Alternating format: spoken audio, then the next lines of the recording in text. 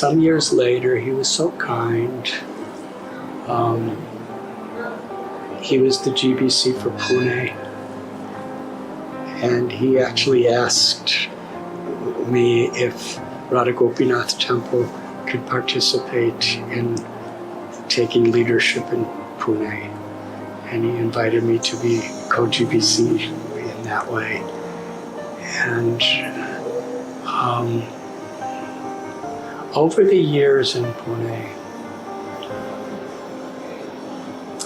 and also he invited me to do the same thing in Kurukshetra that one year. Okay. We were co-GBCs for Kurukshetra. But I always considered him so senior because of the direct personal relationship he had with Srila Prabhupada, and how Srila Prabhupada entrusted him so directly in not only responsibilities, but being in the inner circle of Srila Prabhupada's core devotees. And I was just always servant of servant of servant of servant, which was my happiness, actually. But in either of these places where we were directly serving together in a leadership positions, whenever Radheshyam Prabhu would ask him what to do, he would say, ask Radhanath Swami. And whenever Radheshyam Prabhu would ask me, I would say, ask Srila Gopal Krishna Goswami. And it wasn't that we were trying to avoid the responsibility, it was just the affection and the respect that we had. And the trust, I guess. Not just the affection. From my side, definitely. And from his side, I trusted him. He was merciful to me. That's my understanding. But then on his instruction, when he would say, ask Radhanath Swami, then I would, give all my opinions. And I would give all my thoughts. And I would, help make plans. And I'd say, but before executing anything, get it approved by Gopal Krishna Goswami. Okay.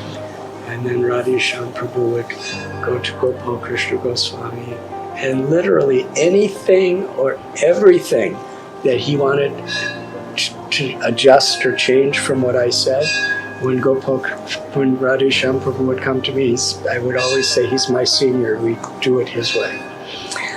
And he knew I would always do that. And very rarely did he change things, but whenever he did. So we were leaders, but there was a harmony of respect and trust. And we're two very different people as far as our backgrounds, and therefore we naturally do things in different ways. But in that affection and respect for our service to Srila Prabhupada, we didn't always agree on everything, but we always agreed to completely cooperate, harmonize, and respect each other. Okay.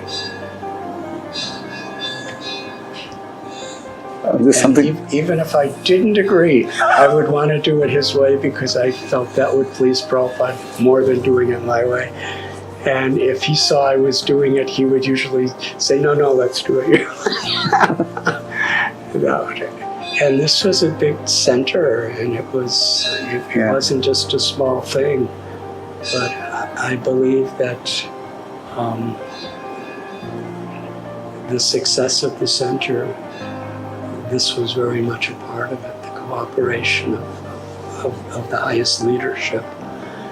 And of course, my nature was very much into the development of community building, and so him also. But how he surcharged book distribution in Pune. And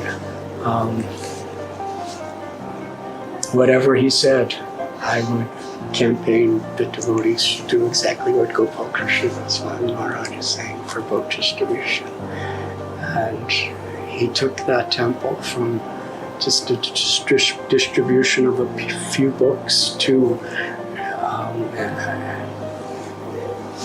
1 year it was the largest book distribution temple in the world. Yes.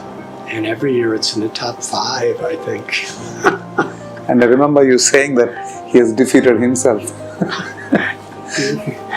Yeah, just last year during the inauguration of the Christmas Marathon, or the book distribution marathon. It's not called Christmas in India. No. In the West it is. But the December marathon, we were together in Pune, and he was very, very ill. I think you may have seen that video where we were meeting together. Yes, Maharaj. And he was really in a very difficult health condition. And that was at the same time we went down together to have this program. And Yes. he said, you should speak first.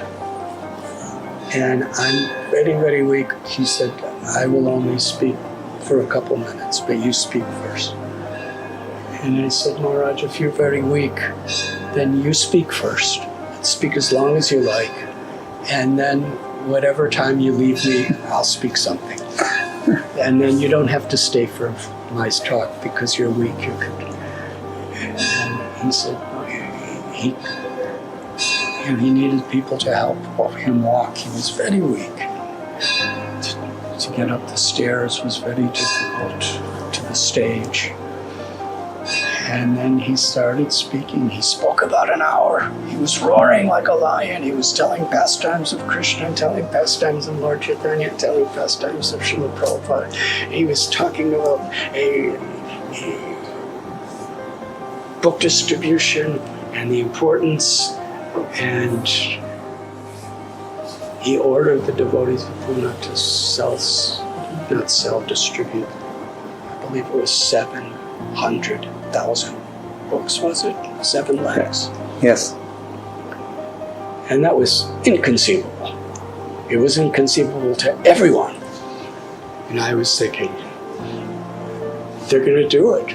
Not because of their abilities, but because Krishna wants to please Gopal Krishna Goswami. And after he spoke, so vibrantly, I just spoke for a couple minutes and asked everyone, please let us make Gopal Krishna Goswami happy. And shared my deepest appreciations for him as a godbrother, as a mentor, as an inspiration, and as a confidential associate of Srila Prabhupada and Krishna. Maharaj kind of... And they did beyond what he ordered them to do. It was miraculous.